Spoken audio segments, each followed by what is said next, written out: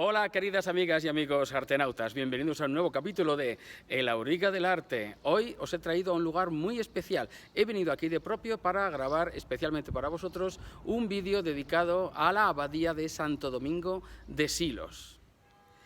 El monasterio de Santo Domingo de Silos tiene orígenes muy remotos. Ya en el siglo VII, en plena época visigoda, existió aquí un pequeño cenobio, un pequeño monasterio, pero después con la llegada de los musulmanes pues se perdió, eran épocas muy conflictivas, como todos sabéis, y bueno, aquello pues desapareció. Pero en el siglo XI, estando todavía los musulmanes por aquí, pero ya habían avanzado los reinos cristianos, como sabemos, un monje llamado Domingo, procedente del monasterio de San Millán de la Cogolla, llegó aquí huyendo del rey de Navarra y tal, se refugió en Castilla, donde fue acogido por el rey Fernando I, y decidió reconstruir lo que aquí había y volver a fundar el monasterio. Así pues, se volvió a construir y en los siglos XI y XII es cuando se construye una iglesia románica ya perdida, porque la que veremos es ya de estilo barroco y neoclásico, y también un claustro, este sí que se conserva, que, señores, es de lo mejor de toda la escultura románica en España.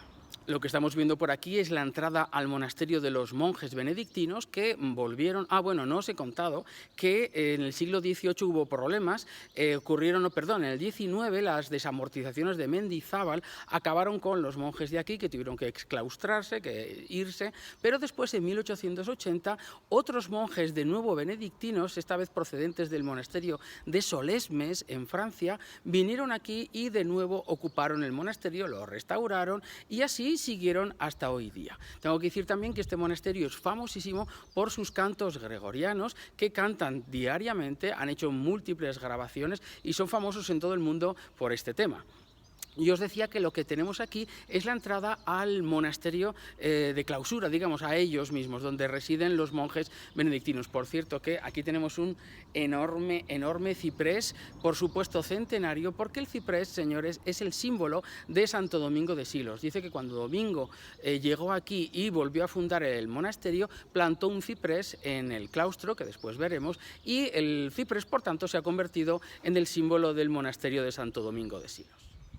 Como veis, la fachada que tengo a mis espaldas, que da entrada al convento, al monasterio donde viven los monjes, es una fachada muy sencilla, de tipo neoclásico, con un arco de medio punto, flanqueado por pilastras toscanas, como vemos por aquí, y una hornacina o nicho superior con la imagen de Santo Domingo de Silos. Tengo que decir también, que no lo he dicho antes, que al principio este monasterio estuvo dedicado a San Sebastián, por tanto se llamaba San Sebastián de Silos, pero cuando llegó el Domingo, en el siglo XI, insisto, y tras su muerte, allá en la segunda mitad del siglo XI, fue canonizado, beatificado, y pasó a llamarse este monasterio en su honor Santo Domingo de Silos, que es el nombre que tiene en la actualidad.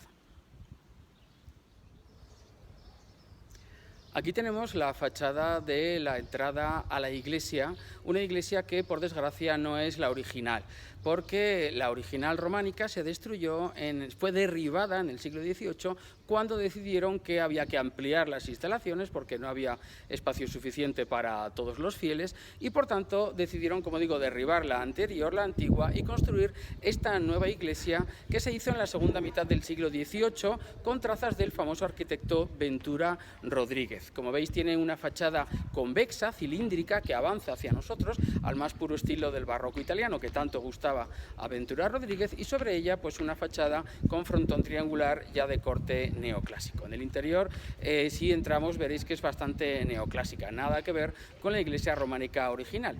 Por suerte no hubo dinero para reformarlo todo y así no se amplió o destruyó el monasterio románico, el claustro románico, que es el que sí vamos a poder disfrutar hoy. El interior de la iglesia, como veis, no tiene nada que ver con el románico, es de estilo neoclásico, de planta de cruz griega, con esta cúpula central sobre pechinas y 4 brazos iguales, y es obra del arquitecto Ventura Rodríguez, que diseñó pues esta iglesia, como digo, en estilo neoclásico. Ventura Rodríguez tiene otras obras barrocas, como por ejemplo la Santa Capilla de la Virgen del Pilar de Zaragoza, a la que dediqué un capítulo. Ventura Rodríguez marca ese momento de transición entre el barroco, el rococó y el neoclasicismo. Una lástima que para hacer esta iglesia destruyeran la original románica, pero bueno, pues así son las cosas.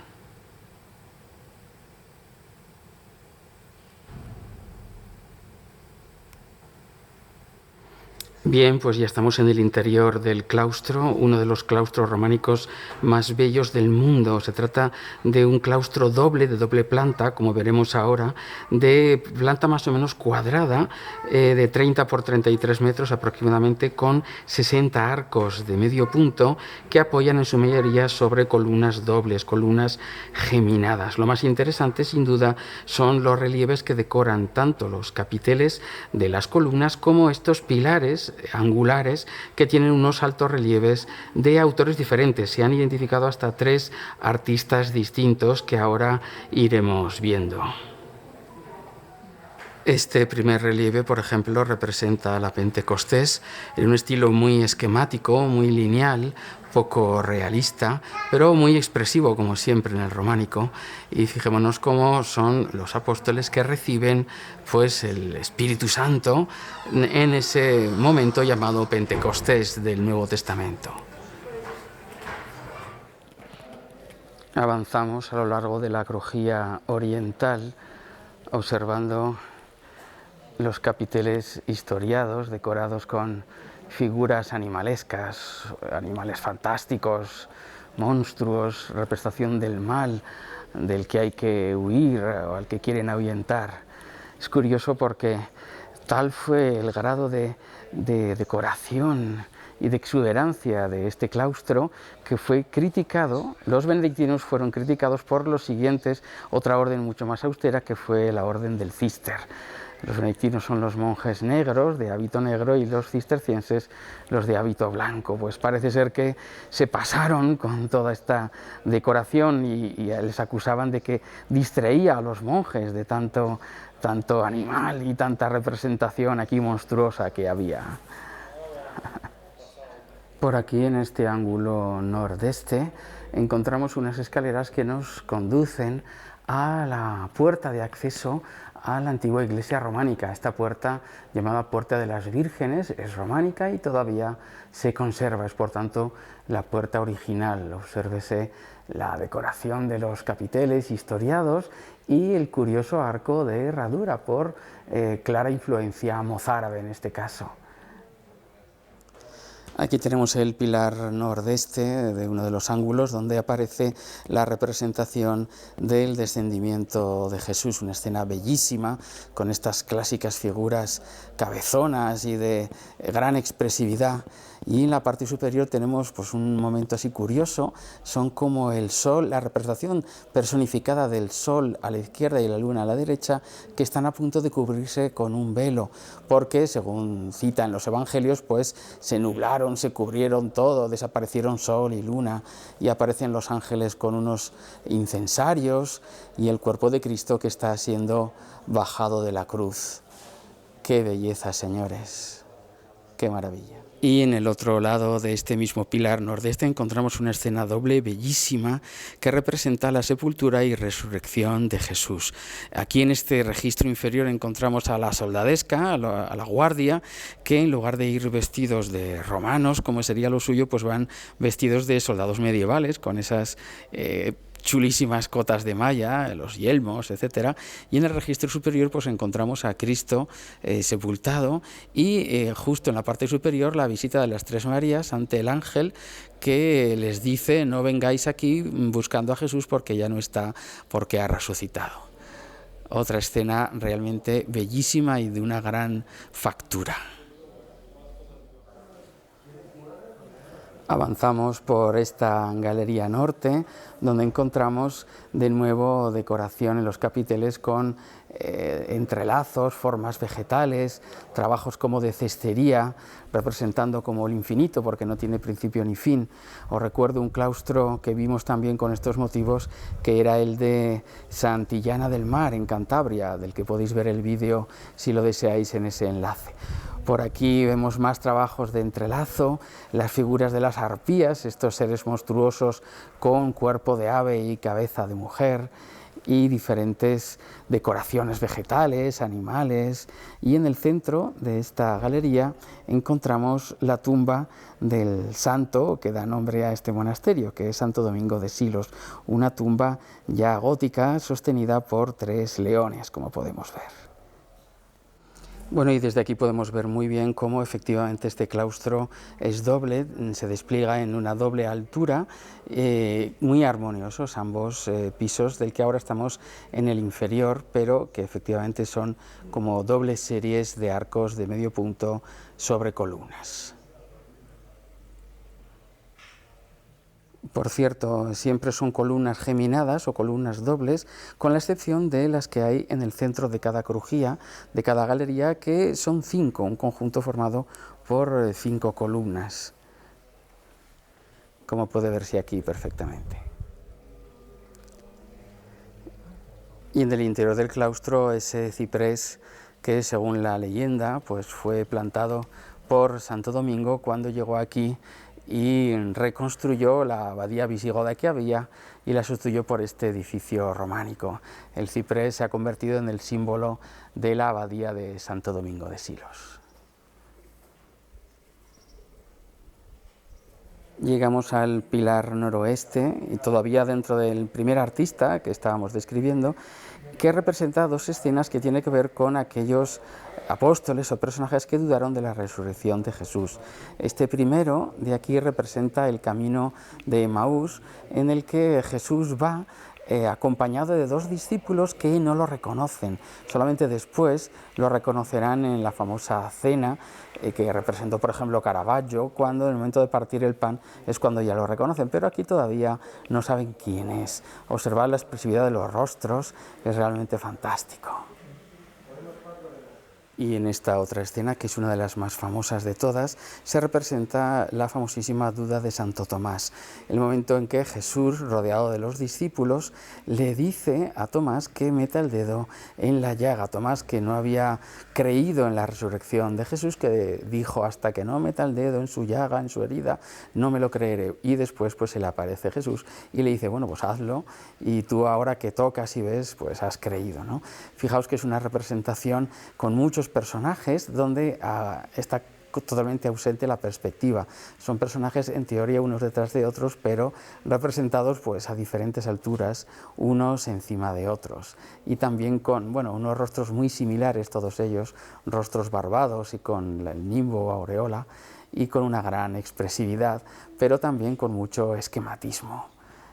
Qué bonita escena, señores, es fantástico. Seguimos avanzando por la Galería Norte, donde de nuevo aparecen figuras animalescas y otras decoraciones vegetales, y ahora es donde va a empezar el trabajo de un nuevo artista. Aquí, por ejemplo, ya vemos estos capiteles historiados que claramente tienen un estilo diferente.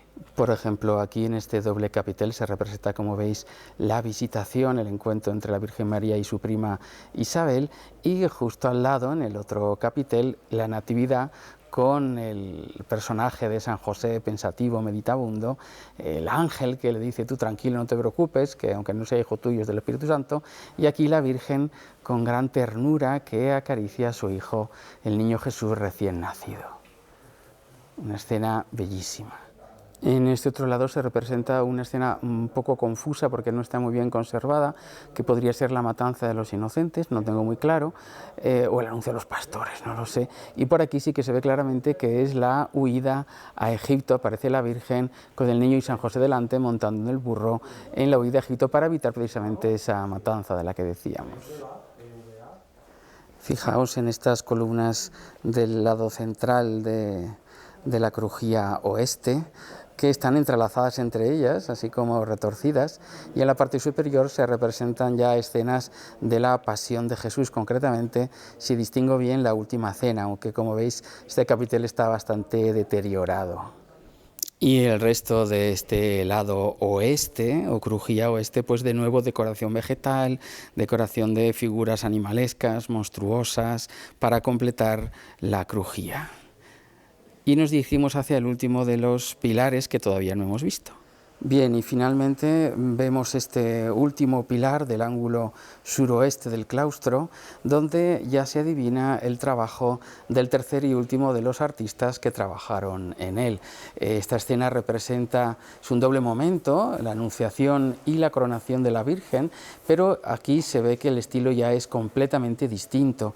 Frente a los relieves anteriores, que eran mucho más lineales y más de bajo relieve, estos es un altísimo relieve y con un grado de detalle y de expresividad mucho más alto, porque estamos hablando de un artista que ya trabajó en el siglo XII frente a los relieves anteriores que eran del siglo XI y por tanto pues todavía más toscos o más sencillos. Esto ya es una factura mucho más elaborada y más desarrollada dentro del románico.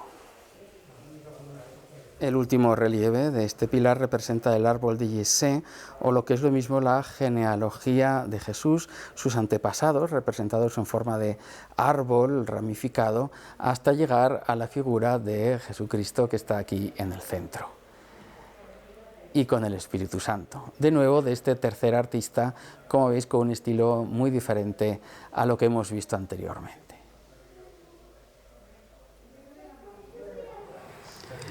En definitiva, amigas y amigos artenautas, estamos en uno de los claustros románicos más bellos y mejor conservados del mundo, con una magnífica decoración escultórica en los capiteles de sus columnas, en los pilares angulares, con un soberbio artesonado mudéjar, del que no he hablado, pero que también es original, y en realidad pues estamos ante de lo mejor del románico en toda Europa. Espero que os haya gustado. Yo desde luego estoy fascinado y cautivado por tanta belleza románica y medieval.